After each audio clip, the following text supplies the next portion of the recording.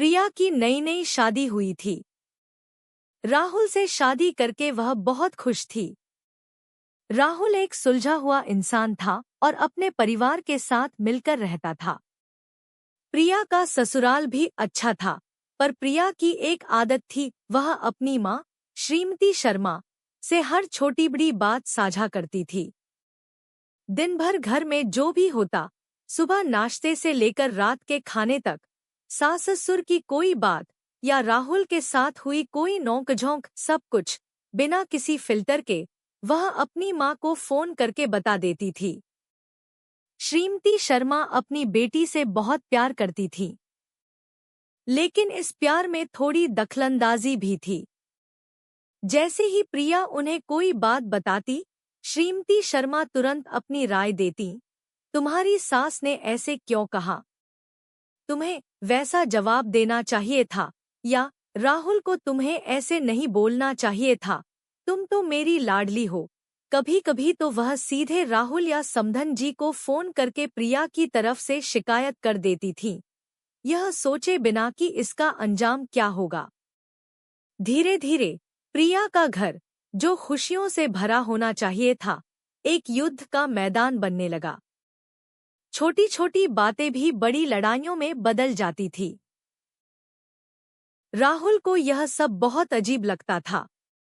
उसे समझ नहीं आता था कि घर की बातें बाहर क्यों जा रही हैं और क्यों उसकी माँ बीच में आ रही हैं। जब भी राहुल प्रिया को कुछ समझाता, तो प्रिया पलटकर जवाब देती, मेरी माँ सही कहती है, तुम मुझे समझते ही नहीं। राहुल ने कई बार प्रिया को समझाने की कोशिश की, प्रिया, माँ बाप का सम्मान करना अच्छी बात है, पर घर की बातें घर में ही रहनी चाहिए। हर छोटी बात तुम माँ को बताओगी तो वह परेशान होंगी और फिर वह हमें गलत सलाह ही देंगी, क्योंकि वह हमें पूरा नहीं जानती। पर प्रिया को लगता था कि राहुल उसकी माँ को नीचा दिखा रहा है और वह हमेशा अपनी माँ का पक्ष लेती। ससुराल में भी माहौल खराब होने लगा। सास ससुर को पता चल गया था कि प्रिया हर बात अपनी माँ को बताती है। वे भी प्रिया से खुलकर बात करने में झिझकने लगे। घर में एक अजीब सा तनाव रहने लगा। कभी राहुल और प्रिया में झगड़ा होता, तो कभी सास बहू में। घर में कभी शांति नहीं रहती थी। खुशियां तो जैसे उस घर से रूठ ही गई थी। एक रात राहुल और प्रिया के बीच इसी बात पर बहुत बड़ी बहस हो गई। राहुल इतना आहत हुआ कि उसने प्रिया से कहा, प्रिया, मैं तुम्हें बहुत प्यार करता हूँ, पर तुम्हारी माँ का यह लगातार दखल हमारे रिश्ते को दीमक की तरह खा रहा है। अगर यह ऐसे ही चलता रहा तो मुझे नहीं लगता कि हम साथ रह पाएंगे। राहुल की आंखों में पहली बार प्रिया ने इतना दर्द और निराशा देखी।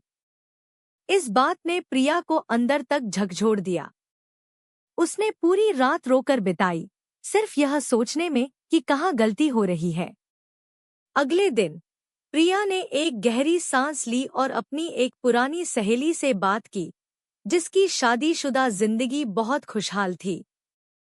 सहेली ने प्रिया की बात धैर्य से सुनी और फिर प्यार से समझाया, देख प्रिया, माँ का प्यार स्वाभाविक है, पर अब तुम एक नए घर की नींव हो।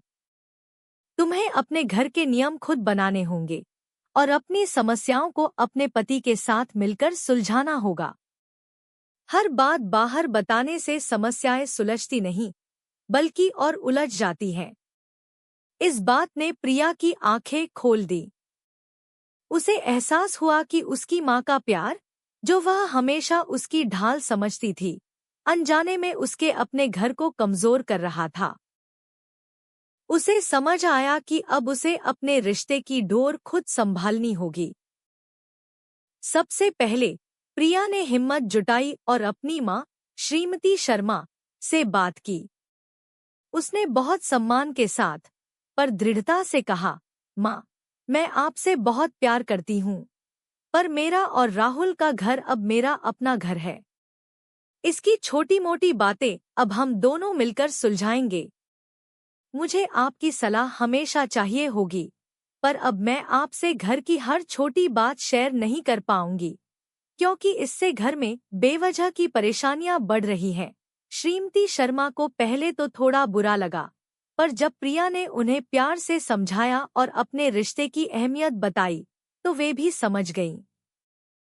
प्रिया ने फिर राहुल से बात की। उसने अपनी गलती मानी और राहुल से माफी मांगी। उसने राहुल को विश्वास दिलाया कि अब वह अपने घर की बातें किसी से शेयर नहीं करेगी और हर समस्या को वे दोनों मिलकर सुलझाएंगे। राहुल ने भी प्रिया को गले लगा लिया। उसके इस बदलाव से वह बहुत खुश था। धीरे धीरे प्रिया ने अपनी आदतों को बदला। उसने घर के अंदर की बातों को घर में ही रखना शुरू किया। जब भी कोई समस्या आती, वह पहले राहुल से बात करती। अगर जरूरत पड़ती, तो वे दोनों मिलकर उसका समाधान निकालते। उसने अपनी सास-ससुर से भी सीधा संवाद बनाना शुरू किया, जिससे घर में आपसी विश्वास और बढ़ गया। कुछ ही महीनों में घर का माहौल पूरी तरह बदल गया।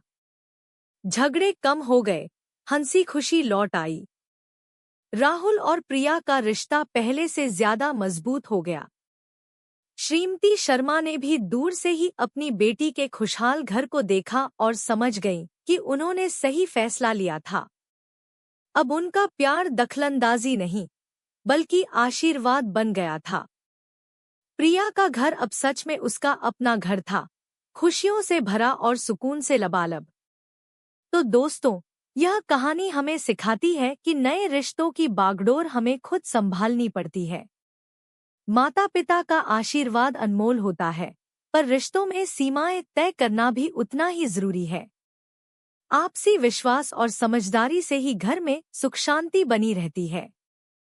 याद रखिए, खुशहाल घर दीवारों से नहीं, बल्कि रिश्तों में समझदारी से बनता है।